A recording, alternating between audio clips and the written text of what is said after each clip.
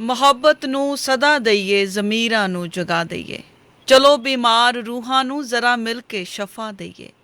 ਮੁਹੱਬਤ ਹੀ ਰਹੇ ਹਰ ਥਾਂ, ਦਿਲੋਂ ਨਫ਼ਰਤ ਮੁਕਾ ਲਈਏ। ਕਲਮ ਦੀ ਰੌਸ਼ਨੀ ਕਰੀਏ, ਨਵੇਂ ਸੂਰਜ ਉਗਾ ਦਈਏ। ਸਤਿ ਸ਼੍ਰੀ ਅਕਾਲ ਜੀ, ਜੁੜ ਬੈਠੇ ਹੋ ਪੰਜਾਬੀ ਰੇਡੀਓ USA ਦੇ ਨਾਲ ਤੇ ਪ੍ਰੋਗਰਾਮ ਇੱਕ ਮੁਲਾਕਾਤ ਲੈ ਕੇ ਮੈਂ ਜੋਤ ਰਣਜੀਤ ਕੌਰ ਹਾਜ਼ਰ ਹੋ ਚੁੱਕੀ ਹਾਂ। ਅਤੇ ਜਿਵੇਂ ਕਿ ਤੁਹਾਨੂੰ ਪਤਾ ਕਿ ਅੱਜ ਦੇ ਇਸ ਪ੍ਰੋਗਰਾਮ ਦੇ ਵਿੱਚ ਜਾਂ ਇਸ ਪ੍ਰੋਗਰਾਮ ਦੇ ਵਿੱਚ ਬੜੀਆਂ ਮਾਇਨਾਜ਼ ਹਸਤੀਆਂ ਨੂੰ ਤੁਹਾਡੇ ਰੂਬਰੂ ਕਰਦੇ ਹਾਂ, ਜਿਨ੍ਹਾਂ ਦਾ ਕਿਸੇ ਨਾ ਕਿਸੇ ਖੇਤਰ ਦੇ ਵਿੱਚ ਬੜਾ ਅਹਿਮ ਯੋਗਦਾਨ ਹੁੰਦਾ। ਸੋ ਅੱਜ ਮੇਰੇ ਨਾਲ ਬਹੁਤ ਹੀ ਨਫੀਸ ਕਲਾਕਾਰ, ਬਹੁਤ ਹੀ ਰੂਹਾਨੀ ਗਾਇਕੀ ਦੇ ਜਿਹੜੇ ਕਿ ਮਾਲਕ ਨੇ। ਬੜੀ ਖੂਬਸੂਰਤ ਉਹਨਾਂ ਦੀ ਆਵਾਜ਼ ਆ, ਜਿਹੜੀ ਆਪਣੀ ਆਵਾਜ਼ ਦੇ ਨਾਲ ਲਫ਼ਜ਼ਾਂ ਦੇ ਵਿੱਚ ਜਾਨ ਪਾ ਦਿੰਦੇ ਆ। ਮੇਰੀ ਮੁਰਾਦ ਹਸਰਤ ਸਿੰਘ ਜੀ ਮੇਰੇ ਨਾਲ ਜੁੜੇ ਹੋਏ ਆ। ਸਭ ਤੋਂ ਪਹਿਲਾਂ ਪੰਜਾਬੀ ਰੇਡੀਓ USA ਦੀ ਟੀਮ ਵੱਲੋਂ ਇਹਨਾਂ ਨੂੰ ਬਾਅਦਬ ਜੀ ਆਇਆਂ ਤੇ ਪਿਆਰ ਭਰੀ ਸਤਿ ਸ਼੍ਰੀ ਅਕਾਲ ਆਖਦੀਆਂ ਜੀ। ਸਤਿ ਸ਼੍ਰੀ ਅਕਾਲ ਜੋਤ ਜੀ, ਥੈਂਕ ਯੂ ਵੈਰੀ ਮਚ। ਤੁਸੀਂ ਮੈਨੂੰ ਇਹ ਮੌਕਾ ਦਿੱਤਾ ਆਡੀਅנס ਦੇ ਸਾਹਮਣੇ ਆਉਣ ਦਾ, ਔਰ ਮੈਂ ਵੀ ਬਹੁਤ ਸ਼ੁਕਰਗੁਜ਼ਾਰ ਹਾਂ ਪੰਜਾਬੀ ਰੇਡੀਓ US ਦਾ ਜੀ। ਹਸਰਤ, ਸਭ ਤੋਂ ਪਹਿਲਾਂ ਇੱਕ ਰਸਮੀ ਜਿਹੇ ਸਵਾਲਾਂ ਦੇ ਨਾਲ ਗੱਲਬਾਤ ਨੂੰ ਸ਼ੁਰੂ ਕਰਦੇ ਹਾਂ। ਤੁਹਾਡਾ ਪਿਛੋਕੜ, ਬਚਪਨ, ਤੁਹਾਡੀ ਪੜ੍ਹਾਈ ਲਿਖਾਈ ਮੁੱਢਲੀ ਜਿਹੜੀ ਉਹ ਕਿੱਥੋਂ ਹੋਈ ਤੇ ਗਾਉਣ ਦਾ ਤੁਹਾਨੂੰ ਸ਼ੌਕ ਕਿਵੇਂ ਪਿਆ? ਮੇਰਾ ਪਿੰਡ ਜਿਹੜਾ ਹੈਗਾ ਉਹ ਜਲੰਧਰ ਪਠਾਨਕੋਟ ਰੋਡ ਦੇ ਉੱਤੇ ਇੱਕ ਸ਼ਹਿਰ ਪੈਂਦਾ ਟਾਂਡਾ, ਉਹਦੇ ਨਜ਼ਦੀਕ ਹੈ। ਪਿੰਡ ਦਾ ਨਾਂ ਹੈਗਾ ਬੁੱਢੀ ਪਿੰਡ। ਤੇ ਮੇਰੀ ਜਿਹੜੀ ਸ਼ੁਰੂਆਤੀ ਤਾਲੀਮ ਹੈਗੀ ਆ ਗਾਣੇ ਦੀ ਵੀ ਤੇ ਸਕੂਲ ਦੀ ਵੀ ਉੱਥੋਂ ਹੀ ਲਈ ਮੈਂ। ਤੇ ਫਿਰ ਆਫਟਰ ਦੈਟ ਮੈਂ ਫਿਰ 16 ਸਾਲ ਦੀ ਉਮਰ ਸੀਗੀ ਫਿਰ ਜਦੋਂ ਮੈਂ ਬੰਬੇ ਆ ਗਿਆ। ਤੇ ਹੁਣ ਪਿਛਲੇ ਮੇਰੇ ਖਿਆਲ ਸੇ 12-13 ਸਾਲ ਤੋਂ ਮੈਂ ਇੱਥੇ ਹੀ ਹਾਂ। ਹਾਂਜੀ। ਤੇ ਗਾਉਣ ਦਾ ਸ਼ੌਕ ਕਿਵੇਂ ਪਿਆ? ਪਰਿਵਾਰ ਦੇ ਵਿੱਚ ਕੋਈ ਹੋਰ ਵੀ ਹੈ ਜਿਹਨੂੰ ਇਹ ਸ਼ੌਕ? ਨਹੀਂ, ਪਰਿਵਾਰ ਦੇ ਵਿੱਚ ਤੇ ਨਹੀਂ ਸੀਗਾ ਕੋਈ। ਉਹ ਮਤਲਬ ਕੁਦਰਤੀ ਕਹਿ ਸਕਦੇ ਹੋ, ਮੈਨੂੰ ਵੀ ਨਹੀਂ ਪਤਾ ਲੱਗਿਆ ਕਿ ਮੈਂ ਕਦੋਂ ਬਿਮਾਰ ਹੋ ਗਿਆ। ਤੇ ਉਹ ਐਕਚੁਅਲੀ ਸਕੂਲ ਦੇ ਵਿੱਚ ਥੋੜਾ ਬਹੁਤਾ ਗਾਣਾ ਸ਼ੁਰੂ ਕੀਤਾ। ਫਿਰ ਮੇਰੇ ਨਾਨਾ ਜੀ ਨੇ ਮੈਨੂੰ ਇੱਕ ਵਾਰ ਉਹਨਾਂ ਨੇ ਕਿਹਾ ਕਿ ਤੇਰੀ ਆਵਾਜ਼ ਬੜੀ ਅੱਛੀ ਹੈ ਯਾਰ, ਤੇ ਤੈਨੂੰ ਗਾਉਣਾ ਚਾਹੀਦਾ। ਮਤਲਬ ਉਹਨਾਂ ਨੇ ਤਾਂ ਸ਼ਾਇਦ ਮਜ਼ਾਕ ਚ ਕਿਹਾ ਹੋਣਾ, ਬਟ ਮੈਂ ਉਹ ਗੱਲ ਸੀਰੀਅਸ ਲੈ ਲਈ ਤੁਹਾਡੇ ਦਿਲ ਤੇ ਅੱਜ ਤੁਹਾਡੇ ਸਾਹਮਣੇ ਜੀ। ਤੇ ਹਸਰਤ, ਜਦੋਂ ਆਪਾਂ ਪੜ੍ਹਦੇ ਹੁੰਦੇ ਆ ਹਨਾ, ਤੇ ਉਦੋਂ ਸਾਡਾ ਖਾਸ ਜਿਹੜਾ ਧਿਆਨ ਹੁੰਦਾ ਹੈ, ਜਿਵੇਂ ਆਪਾਂ ਪੰਜਾਬ ਦੇ ਪਿੰਡਾਂ 'ਚ ਉੱਠੇ ਹਾਂ ਤੇ ਉੱਥੇ ਬੜਾ ਰੁਝਾਨ ਹੁੰਦਾ ਕਿ ਸਾਡਾ ਬੱਚਾ ਪੜ੍ਹ ਕੇ ਕੋਈ ਨਾ ਕੋਈ ਕਿਸੇ ਅਹੁਦੇ ਤੇ ਜਾਵੇ ਹਨਾ। ਤੇ ਜਦੋਂ ਹਸਰਤ ਨੂੰ ਜਾਂ ਹਸਰਤ ਦੀ ਫੈਮਿਲੀ ਨੂੰ ਪਤਾ ਲੱਗਿਆ ਕਿ ਸਾਡਾ ਬੱਚਾ ਗਾਇਕੀ ਦੇ ਖੇਤਰ ਵਿੱਚ ਆ ਜਾਂ ਉਹਨੂੰ ਗਾਉਣ ਦਾ ਬੜਾ ਸ਼ੌਂਕ ਆ, ਤੇ ਘਰਦਿਆਂ ਦਾ ਕੀ ਹੁੰਗਾਰਾ ਸੀ, ਕੀ ਰਿਸਪੌਂਸ ਸੀਗਾ ਇਹਨੂੰ ਲੈ ਕੇ? ਜੋ ਜੀ ਮੇਰੀ ਫੈਮਿਲੀ ਦੇ ਵਿੱਚ ਮੇਰੀ ਮੰਮੀ ਨੇ ਤੇ ਮੇਰਾ ਛੋਟਾ ਬ੍ਰਦਰ ਹੈ। ਸੋ ਇੱਕ ਬਹੁਤ ਮੋਸਟਲੀ ਸਾਰੀਆਂ ਚੀਜ਼ਾਂ ਮੇਰੇ ਉੱਤੇ ਹੀ ਸੀਗੀਆਂ ਡਿਪੈਂਡ ਸ਼ੁਰੂ ਤੋਂ, ਜੇ ਫੈਮਿਲੀ ਦੀ ਵੀ ਗੱਲ ਕਰੀਏ। ਤਾਂ ਫੈਸਲਾ, ਹਾਲਾਂਕਿ ਘਰਦਿਆਂ ਨੇ ਪਹਿਲਾਂ ਸ਼ੁਰੂ ਦੇ ਵਿੱਚ ਕਿਹਾ ਕਿ ਯਾਰ ਕਿਹੜਾ ਕੰਮ ਹੈ, ਕੋਈ ਕੰਮ ਹੈ ਗਾਣਾ ਬਜਾਣਾ, ਮਤਲਬ ਪਹਿਲਾਂ ਸਾਡੇ ਕਿਸੇ ਨੇ ਨਹੀਂ ਕੀਤਾ, ਹੁਣ ਤੂੰ ਇਹ ਕਰ ਰਿਹਾ, ਪਤਾ ਨਹੀਂ ਕੀ ਹੋਣਾ। ਪਰ ਮੁਸ਼ਕਿਲ ਸਮਾਂ ਵੀ ਬੜਾ ਦੇਖਿਆ ਹਨਾ ਇਹਦੇ ਲਈ। ਬਟ ਪਰ ਹੁਣ ਘਰ ਦੇ ਵੀ ਐਪਰੀਸ਼ੀਏਟ ਕਰਦੇ, ਕਹਿੰਦੇ ਠੀਕ ਹੈ ਹੁਣ ਤੂੰ ਜੋ ਕਰ ਰਿਹਾ ਵਧੀਆ ਹੈ ਜੀ। ਤੇ ਹਸਰਤ ਜੀ, ਜਿਵੇਂ ਕਿ ਤੁਹਾਡੇ ਬੜੇ ਨੰਬਰਸ, ਬੜੇ ਟਰੈਕ ਸੁਣਦੇ ਵੀ ਅਸੀਂ ਸਾਰੇ ਹੀ ਸੁਣਦੇ ਹਾਂ। ਬੜੀ ਖੂਬਸੂਰਤ ਆਵਾਜ਼ ਆ ਤੁਹਾਡੀ, ਬੜੀ ਨਵਾਜ਼ਿਸ਼ ਆ ਅਕਾਲ ਪੁਰਖ ਦੀ। ਸੋ ਗਾਇਕ ਤਾਂ ਚਲੋ ਸ਼ੌਂਕ ਸਾਰਿਆਂ ਨੂੰ ਹੁੰਦਾ ਹੈ। ਹਰ ਇੱਕ ਗਾਇਕ ਨੂੰ ਜਦੋਂ ਆਪਾਂ ਪੁੱਛਦੇ ਉਹਦਾ ਜਵਾਬ ਹੁੰਦਾ ਕਿ ਹਾਂ ਮੈਨੂੰ ਸ਼ੌਂਕ ਸੀਗਾ। ਤੇ ਪਰ ਇੱਕ ਖਾਸ ਜ਼ੋਨ ਜਿਹੜਾ ਗਾਇਕੀ ਦੇ ਵਿੱਚੋਂ ਚੁਣ ਲੈਣਾ, ਜਿਹਦੇ ਵਿੱਚ ਮੈਂ ਇਹ ਕਹੂੰਗੀ ਸਟਰਗਲ ਬਹੁਤ ਆ, ਜਿਹਦੇ ਵਿੱਚ ਮੈਂ ਇਹ ਕਹੂੰਗੀ ਕਿ ਪੈਸਾ ਬਹੁਤ ਘੱਟ ਆ, ਸਿੱਧੇ ਜਿਹੇ ਸ਼ਬਦਾਂ ਦੇ ਵਿੱਚ ਰਫਤਾਰ ਬੜੀ ਘੱਟ ਆ ਹਨਾ। ਸੋ ਜਿਵੇਂ ਤੁਸੀਂ ਕਿਹਾ ਕਿ ਫੈਮਿਲੀ ਦਾ ਸਾਰਾ ਦਾਰੋਮਦਾਰ ਤੁਹਾਡੇ ਤੇ ਸੀਗਾ, ਤੇ ਇੱਕ ਐਡੀ ਵੱਡੀ ਜ਼ਿੰਮੇਵਾਰੀ ਨੂੰ ਦੇਖਦੇ ਹੋਏ ਵੀ, ਘਰ ਦੇ ਵਿੱਚ ਵੱਡੇ ਹੋ ਤੁਸੀਂ, ਉਹ ਦੇਖਦੇ ਹੋਏ ਵੀ ਤੁਸੀਂ ਇਹ ਜ਼ੋਨ ਲਿਆ ਜਿਹਦੇ ਵਿੱਚ ਜਿਵੇਂ ਰੂਹਾਨੀ ਗਾਇਕੀ ਆ, ਗਜ਼ਲ ਗਾਇਕੀ ਵੱਲੋਂ ਤੁਸੀਂ ਬੜਾ ਖੂਬਸੂਰਤ ਗਾਉਂਦੇ ਹੋ, ਬੜੇ ਵਧੀਆ ਲਿਰਿਕਸ ਚਾਹੁੰਦੇ ਹੋ। ਸੋ ਇਹਦੇ ਬਾਰੇ ਕਿਵੇਂ ਸੋਚਿਆ ਕਿ ਜੇ ਮੈਂ ਗਾਉਣਾ ਤਾਂ ਇਸੇ ਤਰ੍ਹਾਂ ਦਾ ਗਾਉਣਾ?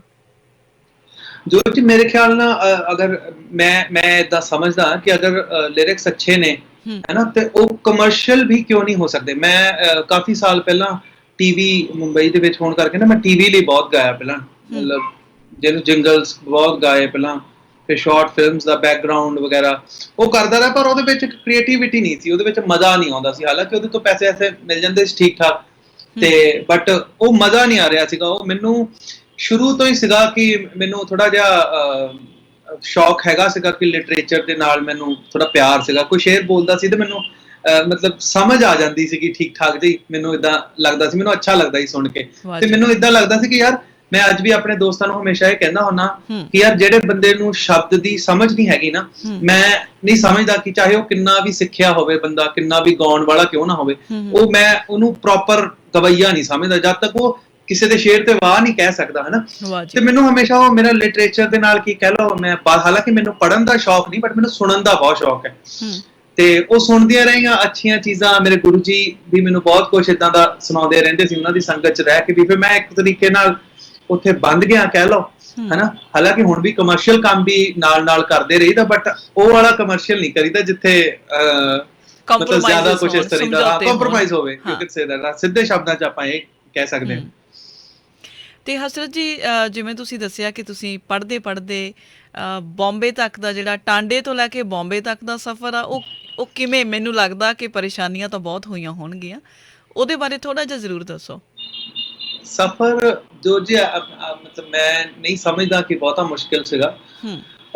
ਸ਼ਾਇਦ ਮੇਰੀ ਜਗ੍ਹਾ ਕੋਈ ਹੋਰ ਹੁੰਦਾ ਸ਼ਾਇਦ ਇਹ ਵੀ ਕਰਦਾ, ਕਿਉਂਕਿ ਅਸੀਂ ਉਦੋਂ ਹੀ ਫੇਲ ਹੁੰਦੇ ਆ ਨਾ ਜ਼ਿੰਦਗੀ ਦੇ ਵਿੱਚ ਜਦੋਂ ਸਾਡੇ ਕੋਲ ਕੋਈ ਦੂਸਰਾ ਰਾਸਤਾ ਹੋਵੇ, ਤੇ ਮੇਰੇ ਕੋਲ ਰਾਸਤਾ ਹੈ ਨਹੀਂ ਸੀਗਾ ਕੋਈ ਹੋਰ। ਤੇ ਮੈਂ ਜਦੋਂ ਮੁੰਬਈ ਆਇਆ ਸ਼ੁਰੂਆਤੀ ਦਿਨਾਂ ਦੇ ਵਿੱਚ, ਤੇ ਮੈਂ 5-6 ਸਾਲ ਗੁਰਦੁਆਰਾ ਸਾਹਿਬ 'ਚ ਰਿਹਾ। ਇੱਥੇ ਮੁੰਬਈ ਦੇ ਵਿੱਚ ਨਾਮਧਾਰੀ ਧਰਮਸ਼ਾਲਾ ਹੈ ਮਾਟੁੰਗਾ ਦੇ ਵਿੱਚ, ਉੱਥੇ ਮੈਂ ਰਿਹਾ ਕਰੀਬਨ 5-5.5 ਸਾਲ। ਤੇ ਦੈਨ ਉਸ ਤੋਂ ਬਾਅਦ ਫਿਰ ਆਪਾਂ ਸ਼ਿਫਟ ਹੋ ਗਏ ਰੈਂਟ ਤੇ, ਦੈਨ ਉਹ ਚੱਲਦਾ ਰਿਹਾ। ਹਾਂ, ਉਹ ਵਕਤ ਬੜਾ ਫਾਈਨੈਂਸ਼ਲੀ ਅਗਰ ਪੁੱਛੋਗੇ ਤਾਂ ਸ਼ਾਇਦ ਬਹੁਤ ਮੁਸ਼ਕਿਲ ਸੀਗਾ, ਬਟ ਉਹ ਬਹੁਤ ਅੱਛਾ ਵਕਤ ਇਦਾਂ ਸੀਗਾ। ਉਸ ਸਮੇਂ ਦੇ ਵਿੱਚ ਮੈਂ ਸ਼ਾਇਦ ਸਭ ਤੋਂ ਜ਼ਿਆਦਾ ਰਿਆਜ਼ ਕੀਤਾ। ਜਦੋਂ ਆਪਾਂ ਸਟਰਗਲ, ਜਿਹਨੂੰ ਹੁਣ ਸਟਰਗਲ ਤੇ ਹੁਣ ਵੀ ਹੈ, ਮਤਲਬ ਉਹ ਇੱਥੇ ਵੀ ਉਹ ਤੇ ਚੱਲਦੀ ਰਹਿਣੀ ਆ, ਹੁਣ ਵੀ ਉਹ ਚੱਲਦਾ ਰਹਿਣਾ। ਇੱਕ ਤੇ ਆਪਾਂ ਕੰਮ ਉਹੋ ਜਿਹਾ ਕਰਦੇ ਹਾਂ ਵੀ ਜਿਹਦੇ ਤੁਸੀਂ ਕਿਹਾ ਪੈਸੇ ਘੱਟ ਹੈ ਨਾ, ਤੇ ਉਹ ਇਹ ਆਈ ਥਿੰਕ ਚੱਲਦੀ ਰਹਿਣੀ ਆ ਸਟਰਗਲ, ਤੇ ਆਪਾਂ ਵੀ ਤਿਆਰ ਆ ਇਹਦੇ ਲਈ। ਬਟ ਇਹ ਬਸ ਇੱਥੇ ਮੁੰਬਈ ਆ ਕੇ ਬਸ ਉਹ ਮੈਨੂੰ ਲੱਗਦਾ ਕਿ ਉਹ ਜਿਹੜਾ ਸਮਾਂ ਸੀਗਾ ਉਹ ਉਹਦੇ ਵਿੱਚ ਬਹੁਤ ਰਿਆਜ਼ ਹੋਇਆ, ਔਰ ਜਿਹਨੂੰ ਜਿਹੜਾ ਤਰਾਸ਼ਣਾ ਸੀਗਾ ਆਵਾਜ਼ ਨੂੰ, ਉਹ ਸ਼ਾਇਦ ਉਸ ਵਕਤ 'ਚ ਹੋਇਆ ਜੀ। ਤੇ ਹਸਰਤ, ਤੁਹਾਡੀ ਤਾਲੀਮ ਜਿਹੜੀ ਬਕਾਇਦਾ ਉਹ ਸਕੂਲ ਤੋਂ ਸ਼ੁਰੂ ਹੋਈ ਆ ਜਾਂ ਬੰਬੇ ਆ ਕੇ ਤੁਸੀਂ ਖਾਸ ਤਾਲੀਮ ਜਿਹੜੀ ਲਈ ਆ? ਮੈਂ ਜੋ ਜੀ ਪਹਿਲਾਂ ਮੈਂ ਪੰਜਾਬ, ਮੇਰੇ ਉਸਤਾਦ ਜੀ ਸ਼੍ਰੀ ਚੰਦਨ ਦਵੇਦੀ ਜੀ ਮੇਰੇ ਪਿੰਡ ਹੀ ਸੀਗੇ, ਮੈਂ ਉਹਨਾਂ ਕੋਲ ਸ਼ੁਰੂ ਕੀਤਾ। ਉਹਨਾਂ ਕੋਲ ਜਦ ਤੱਕ ਆਈ ਥਿੰਕ ਮੈਂ 6ਵੀਂ-7ਵੀਂ 'ਚ ਪੜ੍ਹਦਾ ਸੀਗਾ ਜਦੋਂ ਉਹਨਾਂ ਕੋਲ ਸ਼ੁਰੂ ਕੀਤਾ ਮੈਂ। ਦੈਨ ਉਸ ਤੋਂ ਬਾਅਦ ਉਸਤਾਦ ਕੁਲਵਿੰਦਰ ਸਿੰਘ ਹੁਣਾਂ ਦੀ ਇੱਕ ਅਕੈਡਮੀ ਹੈ ਭੁੰਗਾ, ਇੱਕ ਏਰੀਆ ਸਾਡੇ ਉੱਧਰ ਹੈਗਾ, ਉੱਥੇ ਮੈਂ ਉੱਥੇ ਜਾਂਦਾ ਰਿਹਾ 2-3 ਸਾਲ ਉੱਥੇ ਗਿਆ। ਦੈਨ ਉਸ ਤੋਂ ਬਾਅਦ ਮੈਂ ਮੁੰਬਈ ਆ ਗਿਆ। ਫਿਰ ਮੁੰਬਈ ਹੁਣ ਮੇਰੀ ਜਿਹੜੀ ਤਾਲੀਮ ਹੈ ਉਹ ਪਦਮ ਭੂਸ਼ਣ ਪੰਡਿਤ ਅਰਵਿੰਦ ਪਾਰਿਕ ਜੀ ਕੋਲ ਚੱਲ ਰਹੀ ਹੈ, ਤੇ ਉਹਨਾਂ ਦੀ ਬੇਟੀ ਨੇ ਪੂਰਵੀ ਪਾਰਿਕ ਜੀ ਦੀਦੀ, ਉਹ ਵੀ ਮੈਨੂੰ ਤਾਲੀਮ ਕਰਦੇ ਨੇ। ਸੋ ਪਿਛਲੇ ਮੇਰੇ ਖਿਆਲ ਨਾਲ 12-13 ਸਾਲ ਤੋਂ ਮੈਂ ਉਹਨਾਂ ਦੇ ਕੋਲ ਹੁਣ ਇੰਡੀਅਨ ਕਲਾਸੀਕਲ ਦੀ ਤਾਲੀਮ ਹੀ ਲੈ ਰਿਹਾ। ਵਾਹ ਜੀ ਵਾਹ। ਤੇ ਹਸਰਤ ਜੀ, ਜਿਵੇਂ ਸੰਗੀਤ ਦੇ ਵਿੱਚ ਇੱਕ, ਵੈਸੇ ਤਾਂ ਹਰ ਇੱਕ ਸਮੇਂ ਦੇ ਵਿੱਚ, ਹਰ ਇੱਕ ਖੇਤਰ ਦੇ ਵਿੱਚ ਕੁਝ ਨਾ ਕੁਝ ਚੰਗਾ ਮਾੜਾ ਜਿਹੜਾ ਨਾਲ ਨਾਲ ਹੀ ਚੱਲਦਾ ਹੈ, ਹਨਾ। ਸੋ ਮੈਂ ਇਹ ਨਹੀਂ ਕਹਿ ਸਕੂੰਗੀ ਕਿ ਹੁਣ ਬੜਾ ਖਾਸ ਆ ਕੁਛ। ਸੋ ਜਿਵੇਂ ਤੁਸੀਂ ਕਿਹਾ ਕਿ ਇੱਕ ਗਵਈਏ ਦੇ ਲਈ ਬੜਾ ਜ਼ਰੂਰੀ ਆ ਕਿ ਉਹ ਸ਼ਬਦ ਨੂੰ ਸਮਝੇ ਪਹਿਲਾਂ, ਤੇ ਜਦੋਂ ਸ਼ਬਦ ਦੀ ਗੱਲ ਆਉਂਦੀ ਆ ਤੇ ਉਹ ਹਰ ਇੱਕ ਤਰੀਕੇ ਦੇ ਨਾਲ, ਕਿਉਂਕਿ ਸ਼ਬਦ ਗਿਆਨ ਆ, ਸ਼ਬਦ ਗੁਰੂ ਆ, ਸੋ ਉਹਨੂੰ ਜਿੰਨੀ ਤਰੀਕੇ ਨਾਲ ਤੁਸੀਂ ਸਮਝਦੇ ਨਹੀਂ ਗੇ, ਤੇ ਉਸ ਤਰੀਕੇ ਉਸ ਤੋਂ ਬਾਅਦ ਫਿਰ ਗਾਉਣਾ ਜਾਂ ਕਿਸ ਤਰੀਕੇ ਦਾ ਗਾਉਣਾ, ਇਹ ਤੁਸੀਂ ਦੱਸਿਆ, ਬੜੀ ਵਧੀਆ ਗੱਲ ਲੱਗੀ ਆ। ਔਰ ਤੁਹਾਡੇ ਜਿੰਨੇ ਕੁ ਨੰਬਰਸ ਮੈਂ ਸੁਣੇ ਆ ਉਹਦੇ ਵਿੱਚੋਂ ਇੱਕ ਸਾਡਾ ਸਾਰਿਆਂ ਦਾ ਬੜਾ ਪਸੰਦੀਦਾ ਏ ਜੁਦਾ, ਡਾਕਟਰ ਜਗਤਾਰ ਜੀ ਦੀ ਬੜੀ ਖੂਬਸੂਰਤ ਗਜ਼ਲ ਆ ਉਹ। ਸੋ ਉਹ ਮੈਂ ਚਾਹੂੰਗੀ ਕਿ ਗੱਲਾਂ ਬਾਤਾਂ ਦੇ ਨਾਲ ਨਾਲ ਆਪਾਂ ਥੋੜਾ ਜਿਹਾ ਗਾਉਣ ਦਾ ਵੀ ਰੱਖਾਂਗੇ। ਮੈਂ ਬਿਲਕੁਲ, ਮੈਂ ਕੋਸ਼ਿਸ਼ ਕਰਦਾ। ਬਿਲਕੁਲ ਜੀ, ਉਹ ਜ਼ਰੂਰ ਸੁਣਾਓ।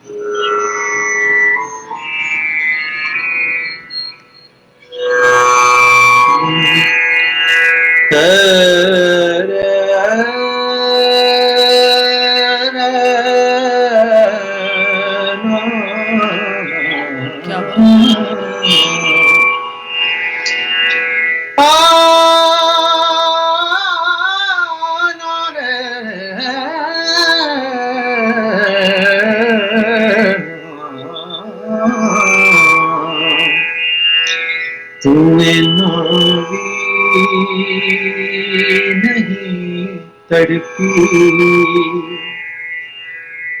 जुदा होके जुदा करके तुम्हें ना भी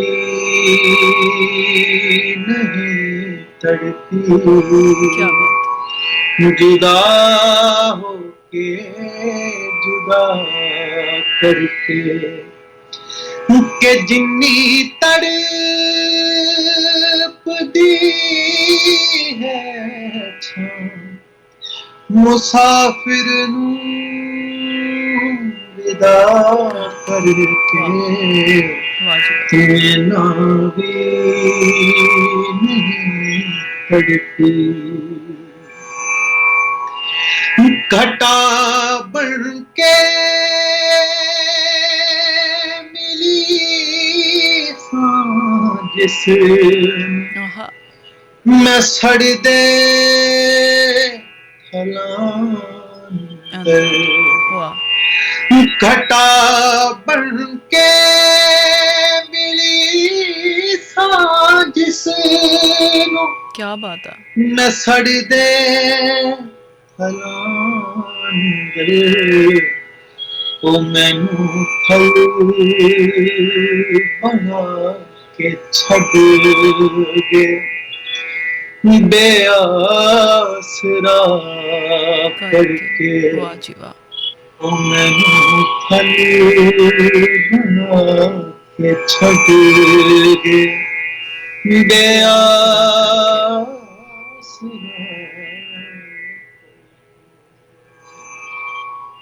ਵਾਹ ਜੀ ਵਾਹ।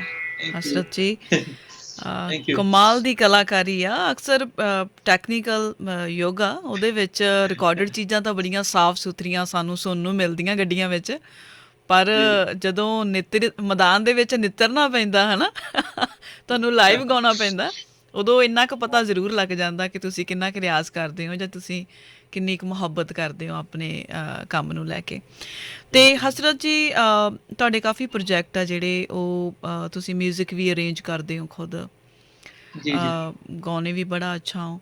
ਜਦੋਂ ਲਿਰਿਕਸ ਦੀ ਚੋਣ ਕਰਨੀ ਪੈਂਦੀ ਆ ਹਸਰਤ ਸਿੰਘ ਨੂੰ ਗਾਉਣ ਵਾਸਤੇ, ਉਦੋਂ ਕਿਹੜੀਆਂ ਚੀਜ਼ਾਂ ਨੂੰ ਖਿਆਲ 'ਚ ਰੱਖਦੇ ਹੋ ਕਿ ਕਿਹੜੀ ਚੀਜ਼ ਆ ਜਿਹੜੀ ਉਹ ਸਰੋਤਿਆਂ ਦੇ ਲਈ ਤਿਆਰ ਕੀਤੀ ਜਾਣੀ ਚਾਹੀਦੀ ਹੈ? ਅਗਰ ਕਮਰਸ਼ੀਅਲੀ ਕੰਮ ਆਉਂਦਾ ਹੈ, ਸਪੋਜ਼ ਕੋਈ ਜਿੰਗਲ ਬਣਾਉਣੇ ਆ ਜਾਂ ਕੁਝ ਹੋਰ ਕੋਈ ਕੰਮ ਕਰਦੇ ਆ ਤੇ ਕਮਰਸ਼ੀਅਲੀ ਕੰਮ ਆਉਂਦਾ, ਦੈਨ ਉਹ ਹੁੰਦਾ ਨਾ ਕਿ ਫਿਰ ਕਰਨਾ ਪੈਣਾ, ਤੁਹਾਨੂੰ ਕਰਨਾ ਪੈਣਾ ਕੰਮ ਹੈ ਨਾ, ਉਹ ਇੱਕ ਕਮਰਸ਼ੀਅਲੀ। ਬਟ ਜਦੋਂ ਮੈਂ ਆਪਣੇ ਲਈ ਕਦੇ ਚੋਣ ਕਰਦਾ, ਜੇ ਕਿਤੇ ਮੈਨੂੰ ਕੁਝ ਇਦਾਂ ਦਾ ਹੋਵੇ, ਮੈਨੂੰ ਇਦਾਂ ਹੁੰਦਾ ਕਿ ਉਹ ਪਹਿਲੀ ਸਤਰ ਸੁਣ ਕੇ ਨਾ ਕਈ ਵਾਰ ਤੁਹਾਨੂੰ ਕਿੱਕ ਲੱਗਦੀ ਹੈ, ਕਈ ਵਾਰ ਨਾ ਕਿ ਇਦਾਂ ਲੱਗਦਾ ਆਹ ਵਾਹ, ਉਹ ਵਾਲਾ ਜਿਹੜੇ ਮੂਵਮੈਂਟ ਬਣ ਜਾਏ ਨਾ ਤਾਂ ਫਿਰ ਉਹ ਪੱਕਾ ਮੈਂ ਲਾ ਦਾਂ, ਕੋਈ ਵੀ ਹੋਵੇ ਭਾਵੇਂ, ਜ਼ਰੂਰ ਕਰਨੀ ਹੈ ਨਾ। ਇਹ ਇੱਥੇ ਆਪਾਂ ਪੱਕੇ ਉਹੀ ਮਤਲਬ ਇਹ ਦਿਲ ਤੇ ਏਦਾਂ ਕੁਝ ਕੋਈ ਇਹਦੀ ਟੈਕਨੀਕ ਨਹੀਂ, ਜਾਂ ਮੈਂ ਬਹੁਤਾ ਸੋਚਦਾ ਨਹੀਂ ਕਰਨ ਲੱਗੇ, ਹੈ ਨਾ। ਜੋ ਚੀਜ਼ ਅੱਛੀ ਲੱਗ ਗਈ ਉਹ ਕਰ ਲੈਣੀ ਹੈ ਬਸ ਇਸੇ ਤਰੀਕੇ ਨਾਲ। ਤੇ ਹਸਰਤ ਜੀ ਇੱਕ ਚੀਜ਼ ਹੋਰ ਦੱਸੋ ਕਿ ਕਿਹਾ ਜਾਂਦਾ ਕਿ ਜੀ ਮਿਊਜ਼ਿਕ ਸੰਗੀਤ ਕਿਵੇਂ ਦਾ ਹੋ ਗਿਆ, ਲੋਕੀ ਕਿਵੇਂ ਦਾ ਸੁਣਨ ਲੱਗ ਪਏ ਆ, ਪਰ ਜੇ ਮੈਂ ਇਸ ਦੌਰ ਦੀ ਗੱਲ ਕਰਾਂ, ਅੱਜ ਦੇ ਟਾਈਮ ਦੀ ਗੱਲ ਕਰਾਂ, ਤਾਂ ਸਰਤਾਜ ਜੀ ਚੱਲ ਰਹੇ ਆ, ਹੈ ਨਾ, ਕੰਵਰ ਗਰੇਵਾਲ ਜੀ ਚੱਲ ਰਹੇ ਆ, ਸੂਫੀ ਗੀਤ ਆ ਜਿਹੜੇ ਉਹਨਾਂ ਨੂੰ ਵੀ ਪਸੰਦ ਕੀਤਾ ਜਾ ਰਿਹਾ, ਭਾਵੇਂ ਫਿਲਮੀ ਗਾਣੇ ਹੋਣ, ਨਾਨ ਫਿਲਮੀ ਗਾਣੇ ਹੋਣ। ਸੋ ਤੁਸੀਂ ਕਿਵੇਂ ਦੇਖਦੇ ਹੋ ਇਸ ਦੌਰ ਨੂੰ, ਇਸ ਸੰਦਰਭ ਦੇ ਵਿੱਚੋਂ ਕਿ ਸਰੋਤੇ ਹੈਗੇ ਆ ਜਿਹੜੇ ਚੰਗਾ ਅੱਜ ਵੀ ਪਸੰਦ ਕਰਦੇ ਆ ਤੇ ਬੇਸਬਰੀ ਨਾਲ ਉਡੀਕ ਹੁੰਦੀ ਆ ਉਹਨਾਂ ਨੂੰ ਵੀ ਚੰਗਾ ਆਉਣ ਦੀ?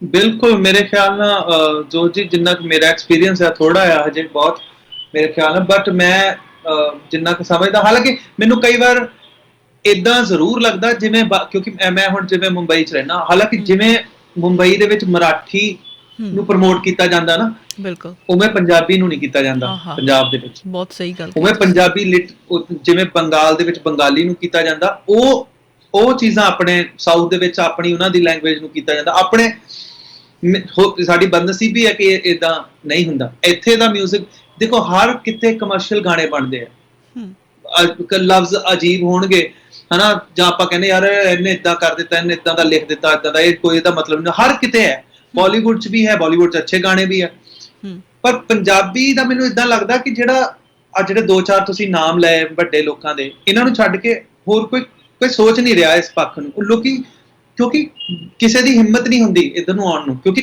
ਇਨਸਿਕਿਉਰ ਕਮਰਸ਼ੀਅਲ, ਜੇ ਤੁਸੀਂ ਕੰਮ ਨਹੀਂ ਕਰਦੇ ਤੁਹਾਨੂੰ ਆਪਣੇ ਫਿਊਚਰ ਦੀ ਇਨਸਿਕਿਉਰਿਟੀ ਹੈ, ਹੈ ਨਾ। ਆਪਾਂ ਇਹਨੂੰ ਹੁਣ ਮੈਂ ਆਪਣੀ ਜੇ ਪਰਸਨਲੀ ਮੈਂ ਵੀ ਗੱਲ ਕਰਾਂ, ਕਈ ਵੇਲੇ ਆਦਮੀ ਸਾਰੇ ਦੇ ਦੋ ਮਾਈਂਡ ਹੁੰਦੇ ਨਾ, ਕਈ ਵੇਲੇ ਸੋਚਦਾ ਨਾ ਕਿ ਯਾਰ ਮੈਂ ਇੱਧਰ ਨੂੰ ਆਵਾਂ ਕਿ ਇੱਧਰ ਨੂੰ ਆਵਾਂ। ਹੁਣ ਮੈਂ ਤੁਹਾਨੂੰ ਕਹਿ ਲਾਂ ਕਿ ਸਾਡੇ ਕੋਲ ਰਸਤਾ ਹੈ ਨਹੀਂ ਹੋਰ ਕੋਈ, ਮੈਂ ਇਹੀ ਕਰ ਸਕਦਾ। ਮੈਂ ਜੇ ਟਰਾਈ ਵੀ ਕਰਾਂ ਨਾ ਕਿ ਮੈਂ ਥੋੜਾ ਜਿਹਾ ਇਦਾਂ ਦਾ ਗਾਣਾ ਕਰਾਂ ਜਿਹੜਾ ਕਮਰਸ਼ੀਅਲੀ ਹੋਣਾ, ਤੇ ਉਹ ਮੇਰੇ ਕੋਲ ਵੀ ਸੈਡ Song ਹੋ ਜਾਣਾ ਕਹਿ ਲਓ, ਮਤਲਬ ਹੈ ਨਾ। ਤੇ ਮੇਰੇ ਸਟੂਡੈਂਟਸ ਨੇ ਕੁਛ, ਤੇ ਉਹ ਮੈਨੂੰ ਜਦੋਂ, ਹਾਲਾਂਕਿ ਇੱਕ ਬੱਚੀ ਹੈ ਬੜੀ ਛੋਟੀ, ਤੇ ਮੈਨੂੰ ਉਹ ਹਮੇਸ਼ਾ ਮੇਰੇ ਜੋ ਵੀ ਗਾਣੇ ਉਹਦੇ ਸੁਣਦੀ, ਕਹਿੰਦੇ ਮੈਨੂੰ ਇੱਕ ਵਾਰ ਕਹਿੰਦੀ ਸਰ ਆਪ ਕੋਈ ਹੈਪੀ ਗਾਣਾ ਵੀ ਗਾਇਆ ਕਰੋ, ਹੈ ਨਾ। ਤੋ ਮਤਲਬ ਤੁਸੀਂ ਸਮਝ ਰਹੇ ਹੋ ਨਾ ਕਿ ਮੇਰਾ ਮੈਂ ਉੱਧਰ ਜਾ ਹੀ ਨਹੀਂ ਸਕਦਾ। ਤੁਹਾਡਾ ਤੁਸੀਂ ਉਹ ਜ਼ੋਨ ਦੇ ਹੋ ਕਿ ਤੁਸੀਂ ਉਹ 'ਚ ਚੰਗਾ ਕਰ ਸਕਦੇ ਹੋ। ਤੇ ਹਜ਼ਰਤ ਜੀ, ਕਦੇ ਮਹਿਸੂਸ ਹੋਇਆ ਕਿ ਜ਼ਿੰਦਗੀ ਹੈ ਜਿਹੜੀ ਉਹ ਇੱਕ ਜਨੂੰਨ ਨੂੰ ਲੈ ਕੇ, ਜਿਵੇਂ ਤੁਸੀਂ ਦੱਸਿਆ ਤੁਹਾਡਾ ਜ਼ੋਨ ਆ, ਤੁਸੀਂ ਉਹ ਕੁਛ ਵੀ ਗਾਓਗੇ ਤਾਂ ਉਹ ਤੁਹਾਡੇ ਜ਼ੋਨ 'ਚ ਆ ਹੀ ਜਾਣਾ, ਹੈ ਨਾ, ਕਿਉਂਕਿ ਤੁਸੀਂ ਰੂਹ ਤੋਂ ਉਹ ਚੀਜ਼ ਕਰਦੇ ਹੋ।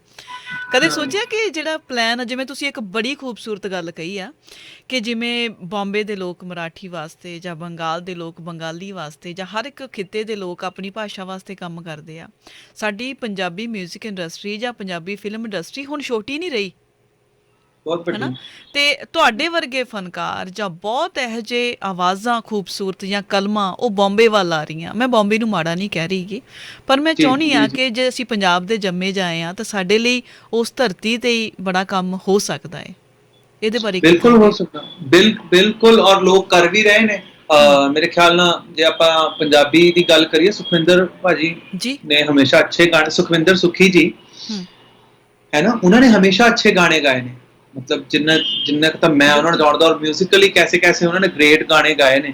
ਸੋ ਮੈਂ ਇਹ ਅੱਛੀ ਗੱਲ ਹੈ। ਔਰ ਮੈਂ ਪਿੱਛੇ ਜੇ ਇੱਕ ਬਹੁਤ ਵੱਡੇ ਸਿੰਗਰ ਦਾ ਗਾਣਾ ਕੱਲ ਪਰਸੋਂ ਸੁਣਦਾ ਸੀਗਾ, ਉਹ ਆਪਾਂ ਪੰਜਾਬੀ ਨੂੰ ਲੈ ਕੇ ਤਾਂ ਆਈਏ, ਆਪਾਂ ਉਹ ਯਸ਼ਰਾਜ ਦੀਆਂ ਫਿਲਮਾਂ ਵਾਂਗੂ ਪੰਜਾਬੀ, ਜਿੱਦਾਂ ਆਪਾਂ ਉਹ ਗੱਲ ਕਰਦੇ ਨਾ ਵੀ ਇਦਾਂ ਦਿਖਾ ਦਿੱਤੇ ਨਾ ਲੋਕੀ, ਆਪਾਂ ਇਮੇਜ ਲੋਕਾਂ ਦੇ ਇਦਾਂ ਦੀ ਬਣਾਉਣੇ ਆ ਕਿ ਪੰਜਾਬੀ ਮਤਲਬ ਗੱਡੀਆਂ ਗਾਣਿਆਂ ਦੇ ਵਿੱਚ ਇਦਾਂ ਤੇ ਉਦਾਂ ਤੇ ਇਦਾਂ, ਉਹ ਇਮੇਜ ਹੈ ਜੀ ਸਾਡੀ ਇੱਥੇ। ਬਿਲਕੁਲ ਸਮਝ ਇਹ ਇਸ ਜਿਹੜੀ ਕੀ ਕਹਿੰਦੇ ਆ, ਇਹ ਕਲੀਅਰ ਗੱਲ ਇਹੀ ਆ ਵੀ ਸੱਚਾਈ ਹੈ। ਤੁਹਾਡੇ ਕਹਿਣ ਤੋਂ ਭਾਵ ਇਹ ਆ ਕਿ ਸਾਨੂੰ ਆਪਣੀ ਇਮੇਜ ਤੇ ਵੀ ਕੰਮ ਕਰਨਾ ਪੈਣਾ ਹੈ। ਸਾਡੀ ਇਮੇਜ ਬਹੁਤ ਸੋਹਣੀ ਆ, ਬੜੀ ਵੱਡੀ ਆ, ਬਹੁਤ ਬਿਲਕੁਲ, ਸਾਡੀ ਜ਼ੁਬਾਨ ਬਾਬੇ ਬੁੱਲੇ ਦੀ ਜ਼ੁਬਾਨ ਆ, ਸੋ ਬਾਬੇ ਫਰੀਦ ਦੀ ਜ਼ੁਬਾਨ ਆ, ਬਾਬੇ ਨਾਨਕ ਦੀ ਜ਼ੁਬਾਨ ਆ। ਸੋ ਅਸੀਂ ਇਹਨਾਂ ਚੀਜ਼ਾਂ ਤੇ ਮਤਲਬ ਕੰਮ ਕਰਾਂਗੇ ਤਾਂ ਲੋਕਾਂ ਨੂੰ ਪਤਾ ਲੱਗੂ ਸਾਡੇ ਕੋਲ ਕੀ ਆ। ਮੈਨੂੰ ਇੱਥੇ ਜੋ ਚੀਜ਼ ਮੈਨੂੰ ਏਦਾਂ ਲੱਗਦਾ, ਅਗਰ ਗਾਣਾ ਬਣਾਉਣਾ ਨਾ, ਤੁਹਾਨੂੰ ਹਾਲਾਂਕਿ ਉਹਨੇ ਵੱਡੇ ਬਜਟ ਦੀ ਲੋੜ ਨਹੀਂ ਪੈਂਦੀ। ਜਿੰਨੀ ਸਾਡੀ ਹਿੰਮਤ ਹੈਗੀ ਆਪਾਂ ਤਾਂ ਕਰਦੇ ਰਹਿਣਾ, ਮਤਲਬ ਜਦ ਤੱਕ ਹੁਣ ਸਾਹ ਹੈ ਆਪਾਂ ਤਾਂ ਇਹ ਕੰਮ ਕਰਦੇ ਰਹਿਣਾ, ਹਨਾ। ਪਰ ਇੱਕ ਤੁਹਾਨੂੰ ਜ਼ਰੂਰਤ ਹੁੰਦੀ ਹੈ ਕਿ ਕੋਈ ਪ੍ਰਮੋਟ ਕਰੇ ਤੁਹਾਨੂੰ, ਹਨਾ, ਕੋਈ ਤੁਹਾਡੇ ਨਾਲ ਹੋਵੇ। ਮੇਰੇ ਨਾਲ ਪਰਮਾਤਮਾ ਦੀ ਕਿਰਪਾ ਨਾਲ ਹੁਣ ਇੰਨੇ ਅੱਛੇ ਲੋਕ ਜੁੜ ਰਹੇ ਨੇ ਹੌਲੀ ਹੌਲੀ, ਹਨਾ, ਕਿ ਉਹ ਕੰਮ ਹੁਣ ਥੋੜਾ ਮੈਨੂੰ ਲੱਗ ਰਿਹਾ ਕਿ ਵੱਡਾ ਹੋ ਰਿਹਾ, ਹਨਾ, ਵਧੀਆ ਲੋਕ ਜੁੜ ਰਹੇ ਨੇ। ਔਰ ਖਾਸ ਤੌਰ ਤੇ ਮੈਂ ਕਹੂੰਗਾ, ਮੈਨੂੰ ਬਾਹਰੋਂ NRI ਜਿੰਨੇ ਸਾਡੇ ਭਰਾ ਹੈਗੇ ਨੇ, ਅੱਛਾ ਸਮਝਦੇ ਨੇ, ਅੱਛਾ ਲਿਖਦੇ ਨੇ, ਮੈਨੂੰ ਬਹੁਤ ਕਈ ਵੇਲੇ ਉਹਨਾਂ ਦੇ ਜਿਹੜੇ ਕਾਲਸ ਆਉਂਦੇ ਨੇ, ਫਿਰ ਤਾਰੀਫ ਤੇ ਚਲੋ ਸਾਰਿਆਂ ਨੂੰ ਅੱਛੀ ਲੱਗਦੀ, ਮੈਨੂੰ ਵੀ ਅੱਛੀ ਲੱਗਦੀ ਹੈ, ਹੈਨਾ, ਬਟ ਉਹਦੇ ਨਾਲ ਉਹ ਸਪੋਰਟ ਵੀ ਕਰਦੇ ਨੇ। ਉਹ ਕਹਿੰਦੇ ਨੇ ਕਿ ਯਾਰ ਚਲੋ ਆਪਾਂ ਆਹ ਪ੍ਰੋਜੈਕਟ, ਹੁਣ ਮੇਰੇ ਕਈ 2-3 ਪ੍ਰੋਜੈਕਟ ਬਹੁਤ ਅੱਛੇ ਉਲੀਕੇ ਹੋਏ ਆ, ਉਹਦੇ ਉੱਤੇ ਕੰਮ ਚੱਲ ਰਿਹਾ ਸਾਡਾ। ਉਹ ਪਰਮਾਤਮਾ ਦੀ ਕਿਰਪਾ ਨਾਲ ਹੁਣ ਜਿਹੜੇ ਸਾਹਮਣੇ ਆਉਣਗੇ ਤੇ ਫਿਰ ਆਪਾਂ ਦਿਨ ਪਰ ਦਿਨ, ਮਤਲਬ ਮੈਂ ਕੁਆਲਿਟੀ ਕੋਸ਼ਿਸ਼ ਕਰ ਰਿਹਾ ਕਿ ਉਹ ਮੇਨਟੇਨ ਕਰਾਂ ਹੁਣ ਅੱਛੀ, ਹੈ ਨਾ। ਹਸਰਤ ਜੀ, ਤੁਹਾਡਾ ਡ੍ਰੀਮ ਪ੍ਰੋਜੈਕਟ ਕੀ ਆ? ਤੁਸੀਂ ਜਿਵੇਂ ਤੁਸੀਂ ਦੱਸਿਆ ਕਿ ਪੰਜਾਬ ਦੇ ਵਿੱਚ ਪ੍ਰਮੋਸ਼ਨ ਬੜੀ ਘੱਟ ਆ ਪੰਜਾਬੀਅਤ ਨੂੰ ਲੈ ਕੇ, ਜ਼ੁਬਾਨ ਨੂੰ ਲੈ ਕੇ, ਜਾਂ ਅੱਛੀ ਗਾਇਕੀ ਨੂੰ ਲੈ ਕੇ। ਤੁਹਾਡੇ ਹਿਸਾਬ ਦੇ ਨਾਲ ਸਰਕਾਰਾਂ ਵੀ ਕੁਝ ਕਰ ਸਕਦੀਆਂ, ਜਾਂ ਆਮ ਲੋਕਾਂ ਵੱਲੋਂ ਹੁੰਗਾਰਾ ਪਹਿਲਾਂ ਜ਼ਰੂਰੀ ਹੈ? ਆਮ ਲੋਕਾਂ ਦਾ ਹੁੰਗਾਰਾ ਚਾਹੀਦਾ ਜੀ। ਹਾਂ, ਬਿਲਕੁਲ ਸਹੀ। ਸਰਕਾਰ ਅੱਜ ਤੱਕ ਕਿ ਮਤਲਬ ਗਵਰਨਮੈਂਟ ਤਾਂ ਮੇਰੇ ਖਿਆਲ ਨਾਲ ਕੀ ਪੰਜਾਬੀ ਨੂੰ ਪ੍ਰਮੋਟ, ਉਹਨਾਂ ਦਾ ਤਾਂ ਕੋਈ ਕੰਮ ਨਹੀਂ। ਜਿਲੇ ਆਪਣੀ ਤੁਹਾਡੀ ਯੰਗ ਜਨਰੇਸ਼ਨ ਜਿਲੇ ਤੁਹਾਡੀ ਤਾਰੀਫ ਕਰਦੀ ਹੈ ਨਾ, ਜੇ ਸਾਨੂੰ ਸੁਣਨ ਲਈ ਵੀ, ਜਾਂ ਮੈਂ ਆਪਣੀ ਗੱਲ ਨਹੀਂ ਕਰਦਾ, ਜੇ ਅੱਛਾ ਗਾਣਾ ਬਜਾਣਾ ਸੁਣਨ ਲਈ ਵੀ ਲੱਖਾਂ ਦੀ ਗਿਣਤੀ 'ਚ ਲੋਕ ਆਉਣਗੇ, ਤੇ ਫਿਰ ਸੋਚੋ ਕਿੰਨੇ ਮੁੰਡੇ ਉੱਥੋਂ, ਕਿੰਨੇ ਬੱਚੇ ਉਹ ਸੁਣ ਕੇ, ਉਹ ਦੇਖ ਕੇ, ਕਿੰਨੇ ਬੱਚੇ ਫਿਰ ਲੋਕੀ ਕਹਿਣਗੇ ਵੀ ਚੱਲ ਯਾਰ ਸਿੱਖ ਕੇ ਗਾਉਣੇ ਆ, ਛੱਡੋ, ਹਨਾ। ਹੁਣ ਨਾ ਫਿਰ ਉਹ ਇੱਕ ਬਣਦਾ ਹੈ। ਹਾਲਾਂਕਿ ਪੰਜਾਬ ਦੇ ਵਿੱਚ ਐਸੇ ਕਈ, ਮੈਂ ਹੁਣ ਨਾਮ ਲੈਣ, ਸਰਦੂਲ ਭਾਜੀ ਆ, ਸਲੀਮ ਜੀ ਆ, ਹਨਾ, ਇਹੋ ਮਤਲਬ ਐਸੇ ਕਵੀਏ ਨੇ ਜਿਨ੍ਹਾਂ ਸਾਹਮਣੇ ਲੋਕੀ ਹੱਥ ਜੋੜਦੇ ਨੇ ਕਿ ਬਸ ਯਾਰ ਇੱਥੇ ਆਪਾਂ ਨਹੀਂ ਕਰ ਸਕਦੇ ਉੱਥੇ ਕੁਛ ਵੀ, ਹੈ ਨਾ। ਉਹ ਜਿਹੜਾ ਪੰਜਾਬ ਆ, ਪੰਜਾਬ ਘਰਾਨਾ ਪਟਿਆਲਾ, ਸ਼ਾਮ 84, ਸਾਡੇ ਗਾਇਕੀ ਦੇ ਕਿੱਡੇ ਵੱਡੇ ਘਰਾਨੇ, ਬਟ ਉਹ ਹੌਲੀ ਹੌਲੀ ਲੁਪਤ ਹੋ ਰਿਹਾ ਹੈ ਨਾ। ਪੰਜਾਬ 'ਚ ਕਲਾਸੀਕਲ ਮਿਊਜ਼ਿਕ ਆਲਮੋਸਟ ਮੈਂ ਕਹੂੰਗਾ ਵੀ ਖਤਮ ਹੋਣ ਦੀ ਕਗਾਰ ਤੇ ਹੈ। ਬਿਲਕੁਲ ਸਹੀ ਗੱਲ ਆ ਤੁਹਾਡੀ, ਇਹਦੇ 'ਚ ਕੋਈ ਦੋ ਰਾਏ ਨਹੀਂ ਗੀ। ਤੇ ਹਸਰਤ ਜੀ, ਜਿਵੇਂ ਤੁਸੀਂ ਗੱਲ ਕੀਤੀ ਆ ਕਿ ਬੱਚੇ ਸੁਣਨਗੇ ਤਾਂ ਬੜਾ ਕੁਛ ਚੰਗਾ ਲੈ ਕੇ ਜਾਣਗੇ, ਪਰ ਜੇ ਆਪਾਂ ਗਾਇਕੀ ਤੋਂ ਹਟ ਕੇ ਥੋੜ੍ਹਾ ਸੋਚੀਏ, ਤੁਹਾਨੂੰ ਲੱਗਦਾ ਕਿ ਗੀਤਾਂ ਦਾ, ਲਫ਼ਜ਼ਾਂ ਦਾ ਇੱਕ ਆਮ ਦਿਮਾਗ 'ਤੇ ਜਿਹਨੂੰ ਗਾਇਕੀ ਦਾ ਕੁਛ ਪਤਾ ਨਹੀਂ, ਜਿਹਨੂੰ ਪੋਇਟਰੀ ਦਾ ਕੁਛ ਪਤਾ ਨਹੀਂ, ਜਿਹੜਾ ਸਿਰਫ ਮਨੋਰੰਜਨ ਕਰਨ ਦੇ ਵਾਸਤੇ, ਇੰਜੋਏ ਕਰਨ ਲਈ ਗੀਤ ਸੁਣਦਾ, ਤੁਹਾਨੂੰ ਲੱਗਦਾ ਕਿ ਉਸ ਆਮ ਇਨਸਾਨ 'ਤੇ ਗੀਤਾਂ ਦਾ ਜਾਂ ਗਾਇਕੀ ਦਾ ਅਸਰ ਹੁੰਦਾ? ਮੇਰੇ ਖਿਆਲ ਨਾਲ ਕਈ ਵੇਲੇ ਨਾ, ਮੈਂ ਇੱਥੇ ਜਦੋਂ ਗੁਰੂ ਪੂਰਨਿਮਾ ਚ ਗਾਉਣਾ, ਮੈਂ ਤੁਹਾਨੂੰ ਇੱਕ ਤਾਂ ਮਿਊਜ਼ਿਕ ਦੀ ਗੱਲ ਦੱਸਦਾ। ਮੈਂ ਤੇ ਮੈਂ ਇੱਕ ਵਾਰ ਇੱਥੇ ਅਹਿਮਦਾਬਾਦ ਪ੍ਰੋਗਰਾਮ ਕਰ ਰਿਹਾ ਸੀਗਾ, ਤੇ ਮੈਂ ਜੀ। ਉੱਥੇ ਗੁਲਾਮ ਫਰੀਦ ਜੀ ਦਾ ਕਲਾਮ ਗਾਇਆ। ਆਹਾ। ਇੱਕ ਲੇਡੀ ਗੁਜਰਾਤੀ ਸੀਗੀ, ਉਹ ਮੇਰੇ ਕੋਲ ਆ ਗਈ, ਕਹਿੰਦੀ ਮੈਨੂੰ ਸਮਝ ਤਾਂ ਨਹੀਂ ਲੱਗਿਆ ਇਹ ਕਿਆ ਕੀ ਗਾਇਆ ਬਾਤ ਆ। ਤੁਸੀਂ, ਹੂੰ। ਬਟ ਮੇਰੀਆਂ ਅੱਖਾਂ 'ਚੋਂ ਆਪਣੇ ਆਪ ਹੰਝੂ ਆਣੇ ਸ਼ੁਰੂ ਹੋ ਗਏ। ਇਹ ਹੈ ਮਿਊਜ਼ਿਕ ਦਾ ਅਸਰ। ਹੂੰ। ਹੁਣ ਜਿਹੜੇ ਜਦ ਮਿਊਜ਼ਿਕ ਦਾ ਅਸਰ ਐਡਾ ਵੱਡਾ ਆ, ਤੇ ਫਿਰ ਉਹਦੇ ਨਾਲ ਜਿਹੜੇ ਲਫ਼ਜ਼ ਜੁੜ ਗਏ, ਫਿਰ ਤੇ ਅਸਰ, ਨੁਸਰਤ ਸਾਹਿਬ ਇੱਕ ਉਹਦੇ ਵੀਡੀਓ 'ਚ ਕਹਿੰਦੇ ਨਾ ਕਿ गाना बजाना तो ऐसी चीज है जानवरों पे भी असर करता क्या है, बात है। इंसान पे, है ना। ਬਹੁਤ ਦੂਰ ਦੀ ਗੱਲ। तो फिर है ना, ਤੇ ਇਹ ਮੇਰੇ ਖਿਆਲ ਨਾਲ ਪੋਸੀਬਲ ਹੈਗਾ ਅਗਰ ਆਪਾਂ ਕੋਸ਼ਿਸ਼ ਕਰੀਏ। ਹਾਂ, ਸਾਨੂੰ ਢੰਗ ਸ਼ਾਇਦ ਬਦਲਣਾ ਪਵੇ ਆਪਣਾ। ਸਾਨੂੰ ਪੁਰਾਣਾ ਜਿਹੜਾ ਸਟਾਈਲ ਹੈਗਾ ਉਹ ਛੱਡ ਕੇ ਸਾਨੂੰ ਥੋੜਾ ਜਿਹਾ ਗਾਣੇ ਨੂੰ ਮੋਡੀਫਾਈ ਕਰਕੇ ਉਹਦੇ ਵਿੱਚ ਵੈਸਟਰਨ ਐਲੀਮੈਂਟਸ ਚਾਹੇ ਤੁਸੀਂ ਐਡ ਕਰੋ, ਜਾਂ ਪੁਰਾਣੇ ਐਲੀਮੈਂਟਸ ਨੂੰ ਇਦਾਂ ਕਰਕੇ ਕਰੋ ਕਿ ਯਾਰ ਕੀ ਬਾਤ ਹੈ ਨਾ, ਕੁਝ ਨਵਾਂ ਸਾਊਂਡ। ਵਾਹ, ਬਿਲਕੁਲ ਜੀ, ਬਿਲਕੁਲ ਸਹੀ ਗੱਲ ਆ। ਕੋਸ਼ਿਸ਼ ਕਰ ਰਹੇ ਹੱਲੇ ਤੱਕ ਆਪਾਂ ਵੀ ਉਸ ਉਹਦੇ ਤੇ ਨਹੀਂ ਪਹੁੰਚੇ ਹੈਗੇ, ਬਟ ਕੋਸ਼ਿਸ਼ ਕਰ ਰਹੇ ਆਪਾਂ, ਕਰਾਂਗੇ। ਹਸਰਤ ਜੀ, ਤੁਸੀਂ ਸੂਫੀ ਅਫਸਾਨੇ ਦੀ ਜਾਂ ਤਰਾਨੇ ਦੀ ਗੱਲ ਕੀਤੀ ਆ, ਤੇ ਮੈਂ ਚਾਹੂੰਗੀ ਕਿ ਸਰੋਤਿਆਂ ਦੇ ਨਾਲ, ਦਰਸ਼ਕਾਂ ਦੇ ਨਾਲ ਕੁਝ ਸੂਫੀ ਜੇ ਤੁਸੀਂ ਠੀਕ ਸਮਝੋ ਤਾਂ ਆਪਾਂ ਸਾਂਝਾ ਕਰ ਸਕਦੇ ਹਾਂ, 2 ਲਾਈਨਾਂ। ਮੈਂ ਜ਼ਰੂਰ ਜੀ। ਚਲੋ ਜ਼ਰੂਰ ਸੁਣਾਉਂਗਾ।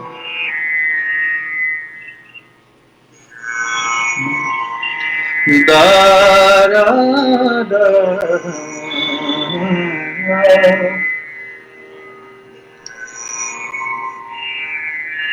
ਆ ਮਾਹੀ ਵੇ, ਵਾਹ, ਤੈਨੂੰ ਰੱਬ ਲੈ ਆਵੇ,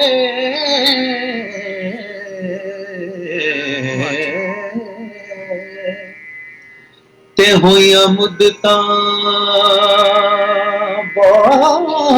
ਬਹੁਤੀਆਂ ਘੜੀਆਂ, ਆ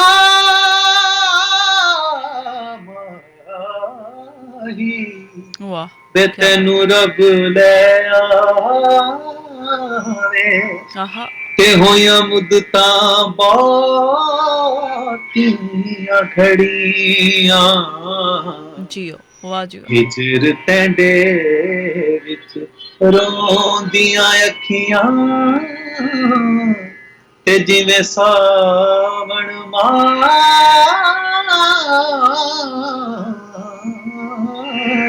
ਮੀਆਂ,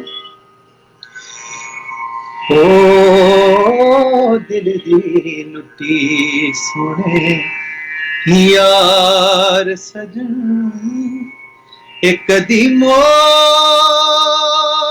ਮੁਹਾਰਾਂ ਤੇ ਆ ਵਤਨ, ਦਿਲ ਦੀ ਲੁੱਟੀ ਵਾਹ, ਸੋਹਣੇ ਯਾਰ ਸਜਣ, ਇੱਕ ਦੀ ਮੋੜ ਮੁਹਾਰਾਂ ਤੇ ਆ ਵਤਨ। क्या बात है, बहुत अच्छी। शुक्रिया जी। क्या बात है हसरत जी। ਚਲੋ, ਇੱਕ ਪੰਜਾਬੀ ਦੀ ਕਹਾਵਤ ਆ, ਨਾਲੇ ਪੁੰਨ ਨਾਲੇ ਫਲੀਆਂ, ਪਰ ਜਦੋਂ ਜ਼ਿੰਦਗੀ ਦੀ, ਸਾਡੇ ਫਿਊਚਰ ਦੀ ਗੱਲ ਹੋਵੇ ਤਾਂ ਕਈ ਵਾਰੀ ਅਸੀਂ ਬੜੇ ਵੱਡੇ ਸਮਝੌਤੇ ਵੀ ਕਰ ਲੈਂਦੇ ਹਾਂ ਜ਼ਿੰਦਗੀ ਦੇ ਵਿੱਚ। ਕਈ ਵਾਰੀ ਸਾਡੇ ਕੋਲ ਪਲਾਨ ਹੁੰਦੇ ਆ ਕਿ ਆਹ ਨਹੀਂ ਕਰਨਾ ਤਾਂ ਆਹ ਕਰ ਲਾਂਗੇ। ਤੁਸੀਂ ਬੜੀ ਵਧੀਆ ਗੱਲ ਕਹੀ ਕਿ ਤੁਹਾਡੇ ਕੋਲ ਦੂਜਾ ਰਸਤਾ ਹੈ ਨਹੀਂ। ਸੋ ਜੋ ਵੀ ਕਰਨਾ ਇਸੇ ਲਈ ਕਰਨਾ ਹੈ, ਇਸ ਸੰਗੀਤ ਵਾਸਤੇ ਕਰਨਾ ਹੈ। ਔਰ ਮੇਰੇ ਹਿਸਾਬ ਨਾਲ ਇਸ ਤੋਂ ਵੱਡੀ ਐਗਜ਼ਾਮਪਲ ਸਾਡੀ ਨੌਜਵਾਨ ਪੀੜ੍ਹੀ, ਔਰ ਖ਼ਾਸ ਤੌਰ 'ਤੇ ਉਹ ਮੁੰਡੇ ਕੁੜੀਆਂ ਜਿਹੜੇ ਗਾਇਕੀ ਦੇ ਖੇਤਰ ਵਿੱਚ ਆ, ਉਹਨਾਂ ਲਈ ਬੜੀ ਵਧੀਆ ਤੁਸੀਂ ਐਗਜ਼ਾਮਪਲ ਵੀ ਸੈੱਟ ਕੀਤੀ ਆ ਕਿ ਚੰਗਾ ਹੋ ਸਕਦਾ ਹੈ, ਚੰਗਾ ਕੀਤਾ ਜਾ ਸਕਦਾ, ਰੋਟੀ ਵੀ ਖਾਧੀ ਜਾ ਸਕਦੀ ਆ। ਸੋ ਇਹ ਬੜੀਆਂ ਵਧੀਆ ਗੱਲਾਂ ਹੁੰਦੀਆਂ ਕਿ ਤੁਸੀਂ ਬੜੇ ਸੰਜਮ ਦੇ ਨਾਲ, ਬੜੀ ਸੰਤੁਸ਼ਟੀ ਦੇ ਨਾਲ ਆਪਣੇ ਖੇਤਰ ਦੇ ਵਿੱਚ ਕੰਮ ਕਰਦੇ ਹੋ, ਬਿਨਾਂ ਕਿਸੇ, ਹੁਣ ਤੁਸੀਂ ਜਿੰਨੀ ਵੀ ਮੈਂ ਤੁਹਾਡੇ ਨਾਲ 24-25 ਮਿੰਟ ਗੱਲ ਹੋ ਗਈ ਆ, ਤੁਸੀਂ ਇੱਕ ਵੀ ਸ਼ਿਕਾਇਤ ਨਹੀਂ ਕੀਤੀ। ਤੁਹਾਡੇ ਪਿੰਡ ਤੋਂ ਲੈ ਕੇ, ਟਾਂਡੇ ਤੋਂ ਲੈ ਕੇ ਬੰਬੇ ਤੱਕ ਦਾ ਸਫ਼ਰ, ਉਹ ਵੀ ਤੁਸੀਂ ਬੜੇ ਆਰਾਮ ਦੇ ਨਾਲ ਮੈਨੂੰ ਦੱਸਿਆ ਕਿ ਕੋਈ ਤਕਲੀਫ ਨਹੀਂ ਆਈ। ਕਿਉਂਕਿ ਜਦੋਂ ਤੁਸੀਂ ਸ਼ਿਕਾਇਤਾਂ ਦੇ ਨਾਲ ਨਾਲ ਸ਼ੁਕਰਾਨੇ 'ਚ ਆ ਜਾਂਦੇ ਹੋ ਨਾ, ਤਾਂ ਥੈਂਕਸ ਕਿ ਮੈਨੂੰ ਜੋ ਮਿਲਿਆ ਉਹ ਤਾਂ ਘੱਟੋ ਘੱਟ ਮਿਲਿਆ ਨਾ। ਸੋ ਇਹ ਬੜੀ ਬਿਲਕੁਲ ਖੂਬਸੂਰਤ ਗੱਲ ਹੁੰਦੀ ਹੈ, ਕਿਉਂਕਿ ਸਭ ਤੋਂ ਪਹਿਲਾਂ ਅਸੀਂ ਇਨਸਾਨ, ਉਸ ਤੋਂ ਬਾਅਦ ਫਨਕਾਰ ਆ, ਉਸ ਤੋਂ ਬਾਅਦ ਆਰਟਿਸਟ ਆ। ਸੋ ਬੜੀ ਬਿਲਕੁਲ। ਖੂਬਸੂਰਤ ਮੈਨੂੰ ਗੱਲ ਤੁਹਾਡੀ ਲੱਗੀ। ਅਤੇ ਹਸਰਤ ਜੀ, ਮੈਨੂੰ ਇਹ ਦੱਸੋ ਕਿ ਤੁਹਾਡੀ ਟੀਮ ਵਰਕ ਕੌਣ ਕੌਣ ਤੁਹਾਡੇ ਨਾਲ ਆ, ਜਿਹੜੇ ਸ਼ੁਰੂ ਤੋਂ ਲੈ ਕੇ ਹੁਣ ਤੱਕ ਤੁਹਾਡੇ ਨਾਲ ਕੰਮ ਵੀ ਕਰਦੇ ਆ, ਤੁਹਾਨੂੰ ਮੋਟੀਵੇਟ ਵੀ ਕਰਦੇ ਆ। ਸੋ ਦੋਸਤਾਂ ਮਿੱਤਰਾਂ ਦੇ ਜਾਂ ਇਹੋ ਜਿਹੇ ਸ਼ਾਇਰਾਂ ਦੇ ਨਾਮ ਲੈਣੇ ਚਾਹੋ ਤੁਸੀਂ, ਜਿਨ੍ਹਾਂ ਨੂੰ ਤੁਸੀਂ ਅੱਜ ਵੀ ਅਦਬ ਦਿੰਦੇ ਹੋ? ਬਿਲਕੁਲ, ਮੈਂ ਜੇ ਹੁਣ ਮੇਰਾ ਪਾਰਟਨਰ ਜਿਹਦੇ ਨਾਲ ਮੈਂ ਕੰਮ ਕਰ ਰਿਹਾ, ਨਵਨੀਤ ਜੋੜਾ, ਤੁਸੀਂ ਸ਼ਾਇਦ ਮੈਨੂੰ ਉਹਨੂੰ ਲੱਗਦਾ ਜਾਣਦੇ ਹੋ ਅਸੀਂ ਕਿਉਂਕਿ ਇੰਟਰਵਿਊ ਵੀ ਕੀਤੀ ਸੀ ਉਹਨਾਂ ਦੀ। ਹਾਂ, ਨਵਨੀਤ, ਮੈਂ ਤੇ ਉਹ ਇਕੱਠੇ ਜੀ, ਹੀ ਹੁਣ ਕੰਮ ਕਰ ਰਹੇ ਵਾਹ ਜੀ ਹਾਂ। ਵਾਹ। ਮਿਊਜ਼ਿਕ ਆਪਾਂ ਇਕੱਠੇ ਬਣਾਈਦਾ, ਉਹ ਸਾਰਾ ਲਾਈਵ ਪਾਰਟਸ ਦੇਖਦਾ ਅਰੇਂਜਮੈਂਟ ਦੇ, ਮੈਂ ਸਾਰਾ ਪ੍ਰੋਗਰਾਮਿੰਗ ਪਾਰਟ ਦੇਖਦਾ, ਮਿਕਸਿੰਗ ਵਗੈਰਾ। ਤੇ ਉਹਨੇ ਹੁਣ ਮੇਰਾ ਜਿਹੜਾ ਨਵਾਂ, ਹੁਣ ਜਿਹੜਾ ਮੈਂ ਲਾਸਟ ਇੱਕ ਪ੍ਰੋਜੈਕਟ ਕੀਤਾ ਆਸਟ੍ਰੇਲੀਆ ਤੋਂ, ਭਾਜੀ ਸੀਗੇ ਮਨੀ ਮਨਜੋਤ ਜੀ ਸਰਸਬਸ ਜੀ ਕਰਕੇ, ਜੀ ਉਹਨਾਂ ਦੀ ਜੀ, ਇੱਕ ਗਜ਼ਲ ਕੀਤੀ ਬਿਲਕੁਲ ਸੀਗੀ ਬਿਲਕੁਲ, ਬਹੁਤ ਉਹਨਾਂ, ਖੂਬਸੂਰਤ ਆ। ਹਨਾ। ਹੁਣ ਉਹਨਾਂ ਦੇ ਨਾਲ ਹੀ ਮੇਰਾ ਇੱਕ ਨੈਕਸਟ ਪ੍ਰੋਜੈਕਟ ਉਹਨਾਂ ਦਾ ਵੀ ਆ ਰਿਹਾ। ਫਿਰ ਉੱਥੋਂ ਹੀ ਇੱਕ ਹੋਰ ਵੱਡੇ ਭਾਜੀ ਨੇ ਹਰਜਿੰਦਰ ਜੌਲ ਜੀ, ਉਹਨਾਂ ਦਾ ਇੱਕ ਪ੍ਰੋਜੈਕਟ ਬਹੁਤ ਅੱਛਾ ਅੱਗੇ ਆਪਾਂ ਆਉਣ ਵਾਲੇ ਸਮੇਂ 'ਚ ਕਰ ਰਹੇ ਹਾਂ। ਹੁਣੇ ਇੱਕ ਗਜ਼ਲ ਮੈਂ ਪਿੱਛੇ ਜੇ ਰਿਲੀਜ਼ ਕੀਤੀ ਆ, ਅਫਸਾਨੇ, ਉਹ ਮੇਰੇ ਵੱਡੇ ਭਾਜੀ ਗੁਰਮੁਖਪ੍ਰੀਤ ਸਿੰਘ ਹੁਣੀ, ਉਹਨਾਂ ਦੀ ਹੈਗੀ। ਤਾਂ ਇਹ ਮਤਲਬ ਹੁਣ ਜਿਹੜੇ ਰੀਸੈਂਟ ਜਿਹੜਾ ਆਪਾਂ ਕੰਮ ਕਰ ਰਹੇ ਹਾਂ, ਬਸ ਇਹੀ ਹੈ ਜੀ। ਤੇ ਹਜ਼ਰਤ, ਜੀ। ਜਦੋਂ ਤੁਸੀਂ ਕੋਈ ਮਿਊਜ਼ਿਕ ਤਿਆਰ ਕਰਦੇ ਹੋ, ਮੰਨ ਲਓ ਤੁਹਾਨੂੰ ਗਜ਼ਲ ਮਿਲ ਗਈ ਕਿਸੇ ਅੱਛੇ ਸ਼ਾਇਰ ਦੀ, ਜਿਵੇਂ ਤੁਸੀਂ ਕਿਹਾ ਕਿ ਤੁਹਾਨੂੰ ਜਿਹੜੀ ਲੱਗੇ ਕਿ ਵਾਹ ਇਹ ਹੋਣੀ ਚਾਹੀਦੀ ਹੈ, ਉਹ ਹੋ ਗਿਆ। ਮਿਊਜ਼ਿਕ ਬਣਾਉਣ ਵੇਲੇ ਤੁਸੀਂ ਮੰਨਦੇ ਹੋ ਕਿ ਧੁਨ ਦਾ ਬੜਾ ਖਾਸ ਖਿਆਲ ਰੱਖਣਾ ਪੈਂਦਾ, ਕਿ ਕੰਪੋਜ਼ ਕਿਵੇਂ ਕੀਤਾ ਜਾਣਾ ਚਾਹੀਦਾ, ਕਿਹੜੇ ਰੰਗ ਦੇ ਵਿੱਚ ਉਹ ਚੀਜ਼ ਲਿਖੀ ਗਈ ਆ? ਸੱਚੀ ਜਿਹੜੀ ਗੱਲ ਹੈ ਨਾ, ਮੈਂ ਤੁਹਾਨੂੰ ਐਕਚੁਅਲ ਦੱਸਦਾ, ਕਈ ਵੇਲੇ ਕੁਝ ਕੁ ਗਜ਼ਲਾਂ ਜਾਂ ਗਾਣੇ ਜਾਂ ਕੁਝ ਲਿਟਰੇਚਰ ਇਹੋ ਜਿਹਾ ਹੁੰਦਾ ਜਿਹੜਾ ਆਪਣੀ ਧੁਨ ਆਪੇ ਲੈ ਕੇ ਪੈਦਾ ਹੁੰਦਾ, ਤੁਸੀਂ ਵਾਹ ਉਹਨੂੰ ਜੀ ਵਾਹ। ਬਣਾਉਂਦੇ ਨਹੀਂ, ਹੂੰ। ਹਨਾ। ਹੁਣ ਜੋ ਸ਼ਿਵ ਕੁਮਾਰ ਬਟਾਲਵੀ ਹੁਣਾਂ ਨੇ ਉਹ ਗਾਇਆ ਹੈਗਾ, ਕੀ ਕੀ ਪੁੱਛਦੇ ਹੋ ਪੁੱਛਦੇ ਹੋ ਹਾਲ ਹਾਲ ਫਕੀਰਾਂ ਦਾ, ਫਕੀਰਾਂ ਹਨਾ। ਦਾ? ਵਾਹ। ਮਤਲਬ ਕੋਈ ਕਲਾਸੀਕਲ ਦਾ ਤੋਪ ਬੰਦਾ ਵੀ ਸ਼ਾਇਦ ਗਾਏਗਾ ਤਾਂ ਮੇਰੇ ਖਿਆਲ ਨਾਲ ਉਹ ਉਸ ਤੋਂ ਵਧੀਆ ਨਹੀਂ ਹੋ ਕਈ ਸਕਦਾ। ਗੁਰੂ ਜੀ ਮੇਰੇ ਕਹਿੰਦੇ ਹੁੰਦੇ ਨੇ, ਕਈ ਬਾਰ ਬਾਤ ਸੁਰ ਸੇ ਵੀ ਉੱਪਰ ਹੋਤੀ ਹੈ। ਆਹਾ ਹਾ ਹਾ ਤੋ ਹਾ, ਉਹ ਜਿਹੜੀ ਗੱਲ ਹੈ ਨਾ, ਉਹ ਸੁਰ ਤੋਂ ਉੱਤੇ ਵਾਲੀ ਗੱਲ ਹੈ, ਹਨਾ। ਕੀ ਬਾਤ ਆ। ਤੇ ਉਹ, ਹਾਂ, ਕਈ ਵੇਲੇ ਖਿਆਲ ਰੱਖਣਾ। ਹਾਂ, ਇੱਥੇ ਇਹ ਜ਼ਰੂਰੀ ਹੋ ਜਾਂਦਾ ਕਿ ਤੁਹਾਨੂੰ ਲਫ਼ਜ਼ ਕਿੰਨੇ ਸਮਝ ਆ ਰਹੇ ਨੇ, ਹੂੰ। ਹਨਾ। ਮੈਂ ਪਿੱਛੇ ਜੇ ਮੈਂ ਬੜੇ ਸਾਲ ਪਹਿਲਾਂ ਇੱਕ ਹਜੇ ਮੈਂ ਉਹ ਗਜ਼ਲ ਪੜ੍ਹੀ ਕਿ ਕੋਈ ਮਜਬੂਰੀ ਨਹੀਂ, ਜੇ ਦਿਲ ਕਰੇ ਤੇ ਖਤ ਖਤ ਲਿਖੀ, ਲਿਖੀ, ਰਿਸ਼ਤਿਆਂ ਦੀ ਭੀੜ ਚੋਂ ਫੁਰਸਤ ਮਿਲੇ ਤੇ ਖਤ ਲਿਖੀ। ਡਾਕਟਰ ਜਗਤਾਰ ਜੀ, ਕੀ ਬਸ ਬਾਤ ਆ। ਪਹਿਲਾ ਉਹ ਸ਼ੇਰ ਸੀਗਾ, ਹੂੰ। ਮੈਂ ਕਿਹਾ ਇਹ ਉਹਦੀ ਧੁਨ ਬਣ ਗਈ ਹੈ, ਸਾਰਾ ਆਹਾ। ਕੁਝ ਉਹਦਾ ਕਰ ਲਿਆ। ਬਟ ਉਹ ਕਈ ਕਾਰਨਾਂ ਕਰਕੇ ਹਲੇ ਫਤੀ ਹੋਈ ਹੈ ਗਜ਼ਲ। ਉਹ ਬਹੁਤ ਅੱਛੀ, ਉਹਦੀ ਬਿਲਕੁਲ ਢੁਕਵੀਂ ਧੁਨ ਜੋ ਉਹਨੂੰ ਚਾਹੀਦਾ ਸੀ, ਉਹ ਆਪਣੇ ਆਪ ਬਣ ਗਈ। ਆਪਾਂ ਧੁਨ ਨਹੀਂ ਬਣਾਉਂਦੇ, ਉਹ ਬਣ ਜਾਂਦੀ ਹੈ। ਇਹ ਪੁਰਾਣੇ ਲੋਕ ਕਹਿੰਦੇ ਸੀ ਨਾ, ਆਪਣੇ ਆਪ ਪੁਰਾਣੇ ਲੋਕ ਫਾਲਸ ਵੀ ਬਹੁਤ ਚੀਜ਼ਾਂ ਕਹਿੰਦੇ ਸੀਗੇ, ਬਟ ਇਹ ਗੱਲ ਸਹੀ ਹੈ, ਧੁਨ ਆਪੇ ਬਣ ਜਾਂਦੀ ਹੈ, ਉਹ ਤੁਸੀਂ ਬਣਾਉਂਦੇ ਨਹੀਂ। ਹਾਂ, ਉਹ ਲਫ਼ਜ਼ ਲੈ ਕੇ ਆ ਜਾਂਦੇ ਕਈ ਵਾਰ, ਹਨਾ। ਹਾਂ, ਉਹ ਤੁਹਾਨੂੰ ਮਤਲਬ ਤੁਹਾਨੂੰ ਹਾਂ, ਉਹ ਕਹਿੰਦੇ ਨਾ, ਤੁਹਾਡੀ ਗੁਰੂ ਜੀ ਕਹਿੰਦੇ ਹੁੰਦੇ, ਨੀਅਤ ਸਾਫ਼ ਤੋਂ ਮੰਜ਼ਿਲ ਆਸਾਨ। ਅਗਰ ਤੁਹਾਡੀ ਨੀਅਤ ਸਾਫ਼ ਹੈ, ਤੁਸੀਂ ਅੱਛਾ ਕਰ ਰਹੇ, ਮਤਲਬ ਤੁਹਾਨੂੰ ਪਤਾ ਹੈ ਇਹਦਾ ਮਤਲਬ ਆ ਬਣਦਾ, ਹਨਾ, ਇਹਨੂੰ ਆਪਾਂ ਏਦਾਂ ਕਰਦੇ, ਉਹ ਤੁਹਾਨੂੰ ਆਪਣੇ ਆਪ ਪਰਮਾਤਮਾ ਨੇ ਰਸਤਾ ਦੇਣਾ, ਜਾਂ ਮਿਊਜ਼ਿਕ ਨੇ ਤੁਹਾਨੂੰ ਆਪਣੇ ਆਪ ਰਸਤਾ ਦੇਣਾ ਕਿ ਨਹੀਂ, ਇਹਨੂੰ ਇੱਧਰ ਨੂੰ ਲੈ ਜਾ, ਇੱਧਰ ਨੂੰ ਲੈ ਜਾ, ਹਨਾ। ਕਈ ਵੇਲੇ ਜ਼ਬਰ ਧੁਨ ਬਣਾਉਣਾ ਮੁਸ਼ਕਿਲ ਗੱਲ ਨਹੀਂ, ਤੁਸੀਂ ਮੈਨੂੰ ਹੁਣ ਲਫ਼ਜ਼ ਦਿਓ, ਮੈਂ ਤੁਹਾਨੂੰ ਹੁਣੇ ਇੱਥੇ ਕੁਛ ਨਾ ਕੁਛ ਕਰਕੇ ਸੁਣਾ ਦੇਣਾ, ਬਟ ਉਹਦਾ ਕਨੈਕਸ਼ਨ ਬੈਠਣਾ ਚਾਹੀਦਾ ਲਫ਼ਜ਼ ਨਾਲ, ਹਨਾ। ਤੇ ਉਹ ਜ਼ਰੂਰੀ ਹੈ ਬਹੁਤ।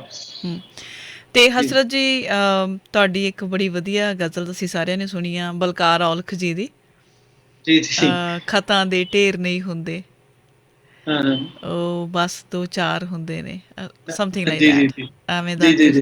ਤੇ ਉਹ 2 ਲਾਈਨਾਂ ਜ਼ਰੂਰ ਸਾਂਝੀਆਂ ਕਰੋ। ਮੈਂ ਜ਼ਰੂਰ ਜੀ, ਮੈਂ ਉਹਦਾ ਸ਼ੇਰ ਜ਼ਰੂਰ ਬਿਲਕੁਲ ਜੀ।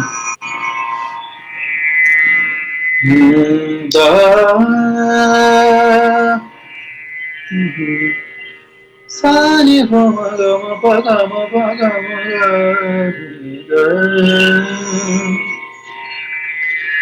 ਖਤਾਂ ਦੇ ਢੇਰ ਨਹੀਂ ਹੁੰਦੇ, ਵਾਹ।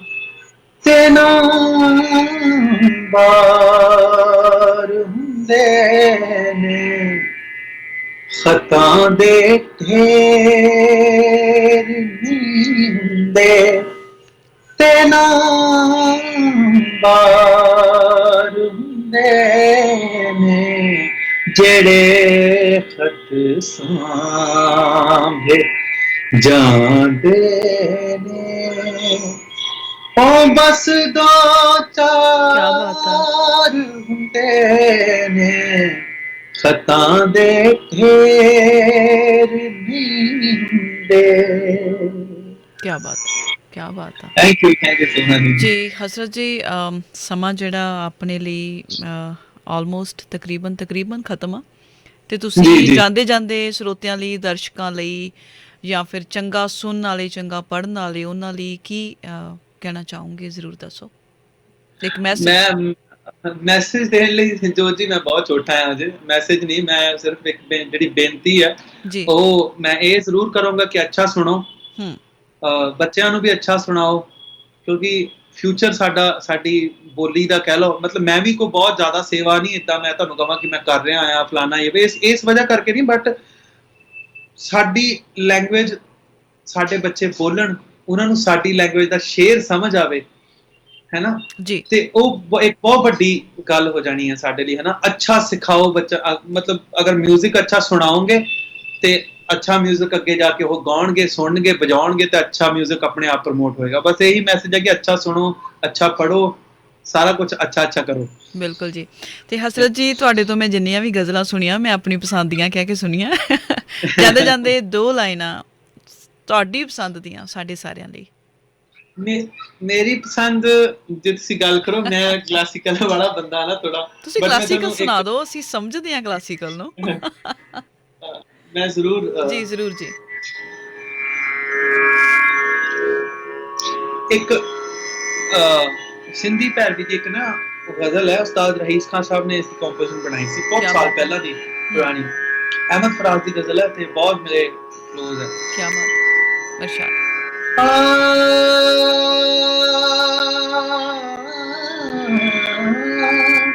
ਇੰਨੀ ਸਲੋ ਲੈ ਦੀ ਗਜ਼ਲ ਦੀ ਕੰਪੋਜੀਸ਼ਨ, ਅੱਜ ਕੱਲ ਗਜ਼ਲ ਵੀ ਫਾਸਟ ਹੋ ਗਈ ਨਾ ਥੋੜੀ, ਬਟ ਇਹ ਥੋੜੀ ਪੁਰਾਣੇ ਸਟਾਈਲ ਦੀ ਹੈ। तो ਕਿਵੇਂ तेरी बातें ही सुनाने आए, क्या बात है, क्या बात है। दोस्त भी दिल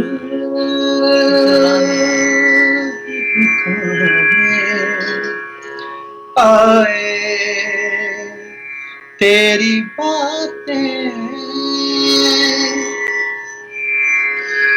अब तो रोने